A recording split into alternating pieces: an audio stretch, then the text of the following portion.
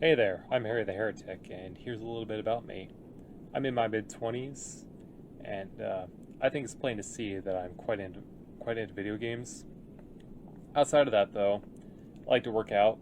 I primarily just lift weights, but I also go on bike rides occasionally. But since it's a little bit on the colder season right now, I haven't been doing that a whole lot lately, and sometimes I just kind of get lazy. Aside from that, I also like reading about firearms and just stuff about that. I think they're just really fascinating. I think probably one of my favorite general platforms of firearms is probably the AK. The AK series of platforms. It's simple. It's reliable. It's been tried and tested for 80 plus years. It's great, and I love it. But aside from AKs, I also really like the M1911A1. That's probably one of my favorite handgun designs of all time. Kind of has the same sort of concept, two world wars, you know how it is. Uh, Aside from firearms, I'm also kind of interested in like military uniforms, how different armies sort of set their gear up, stuff like that. Also, like kind of reading about different wars and time periods and how different types of infantry fought, how warfare has evolved over the centuries. I think it's really interesting. I'm also friends with Blackhawk 65589. Uh, Him and I go way, way, way back. Rick Dot, he's another good one. I've known him for almost 20 years. Great guy. And another good one, Killer Ratchet. We've known each other for a good couple years now. We talk a lot. All these people, they're real good folk. If you want to check out their channel, do so at your leisure. I'll link them in the description.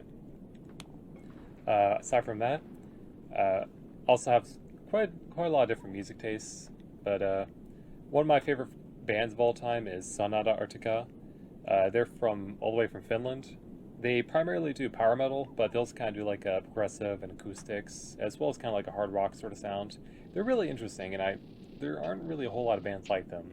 But am I really want to say, since I kind of just listen to the same songs over and over and over again? Aside from Sonata Arctica, I'm also a fan of Turisas. They're also from Finland. I don't listen to exclusively Finnish music. I just happen to like music that ends up being from Finland. But Turisas, they mainly do sort of like Viking metal. Uh, there has like a lot of historical reference to it.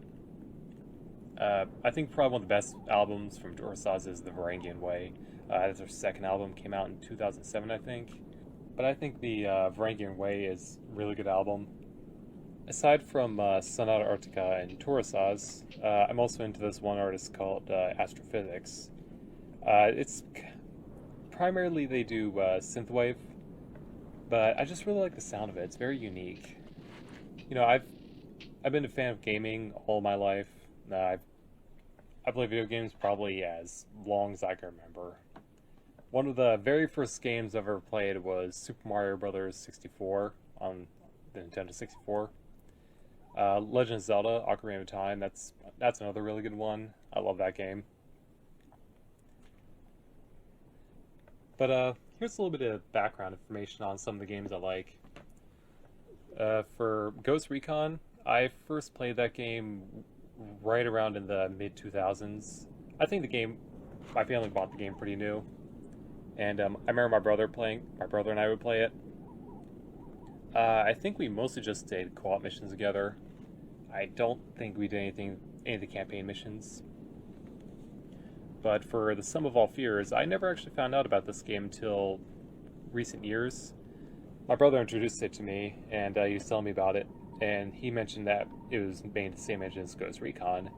And being the fan I am of Ghost Recon, I decided to check it out. At first, I tried just downloading it off one website, but that didn't work, so I ended up just having to buy it off Steam. And that worked pretty much flawlessly. I just had to install some sort of patch on it, and it works great. And then I played the campaign first on my own, and then down the road I recorded the campaign and posted it on my channel. Aside from that, we have Space Hulk 2013. I first played Space Hulk 2013 probably around the mid 2010s. That was around when I was in high school, and I was really into Warhammer 40,000, and there really weren't a whole lot of options for Warhammer games, so I wanted to try Space Hulk. And I also found out about Space Hulk Vengeance of the Blood Angels around then as well. But I never actually played it until around 2018, and I was with my ex-fiance at the time. We went to this one gaming store in our area, and they have like a lot of old retro games there. And I went there, I went to the PlayStation 1 section, and I saw a copy of Vengeance of the Blood Angels on in the full box. Had the box, had the manual, had the disc, and I think she ended up buying it for me as a gift, or I may have bought it myself. I can't quite remember. It was a long time ago, but brought it back over to her place, hooked up the PlayStation 2, and I just had a blast playing it. I was really, really into it, and she kind of joked about how some of the speaking lines of the Space Marines are. She thought it was a little bit silly, but I was really into the game, and I think she just enjoyed watching me play. But that was for the PS1 version. For the 3DO version, I didn't play that until I think around 2020.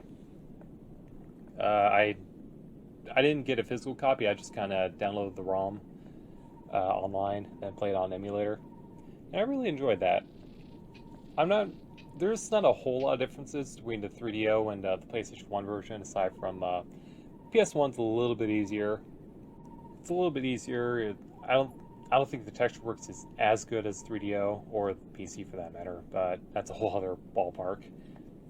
I think they have some details where like the weapons don't really show on the Terminators. It just shows everything as the Stormbolter and the Power Fist. But there's some differences like that. But otherwise, they're relatively the same game. If you're good at one, you're going to be good at the other. It's pretty simple. But for PlayStation 1 version, I played the campaign on my own all the way back those years ago. It was really hard, especially in the fourth final level in the game, where you're about to fight the Gene Stealer Patriarch. And that was probably one of the hardest levels in the whole campaign for me. But I managed to beat that level, and eventually beat the campaign on my own back then. I really enjoyed it, though. And I just kind of thought Vengeance of the Blood Angels was just a really cool game, and I wish there was more like that. For another game I've always been into, I've done a video on it a while back, but I haven't really done anything of it in recent months. It's Metal Gear Solid Portable Ops Plus. I first played that game around in the late 2000s. My brother and I, we would do game sharing on the PlayStation Portable, and we usually just do the deathmatch in Portable Ops where you're in the comm station, everyone's a USSR soldier, and we just kind of go back and forth shooting each other. Later down the road, he would let me borrow his copy of Portable Ops, and I probably beat it like 2 or 3 different times. I just found it quite interesting. And later on, I would get Metal Gear Solid Portable Ops Plus, and I was just very fascinated with that game. Something about it is just, recruiting enemies, stealing their gear, training them, making powerful units, building a strong army. I just find that a really cool concept for a game, and nothing else really does that. I said that in the video then. There was just not really nothing else like that game. Anyway, I suppose I've rambled on enough. So I'm Harry the Heretic. I hope everything's going well with your end of the world, and see you around.